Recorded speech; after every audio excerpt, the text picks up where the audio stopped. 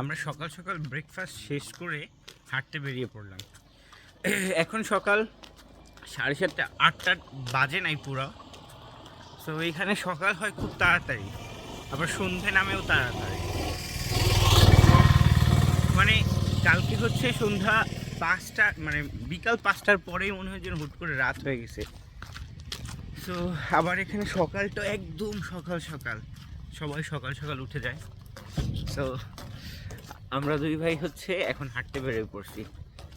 So পাশ দিয়ে আমরা যে রাস্তাটা, এটা হচ্ছে দেখি মানে পাহাড়ের মাঝখান দিয়ে হচ্ছে রাস্তা, চারপাশ দিয়ে কিন্তু সুউচ্চ পাহাড়, ভিতর দিয়ে রাস্তা। তো এখানে কোনো নেটওয়ার্ক নেই। আস্তে আস্তে আপনি শুধু উপরে উঠবেন আর উপরে উঠবেন, আবার রাস্তা নেমে যাবে। মানে চমৎকার একটা খেলা, পাহাড়ের ভাঁজে ভাঁজে রাস্তা।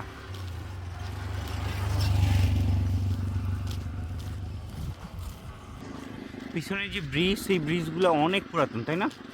অনেক পুরো। আচ্ছা, আরও মজার একটা বিষয় হচ্ছে চারপাশ দিয়ে তো পাহাড়, এই যে মাঝখান দিয়ে রাস্তা, এবং পাশে হচ্ছে আবার বহমান ঝিরি আছে। সেইখান দিয়ে হচ্ছে ঝিরিতে কম পানি কিন্তু প্রবাহমান।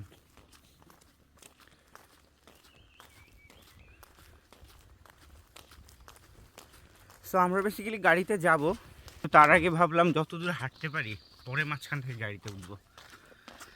এখন যাচ্ছি রোয়াংছড়ি।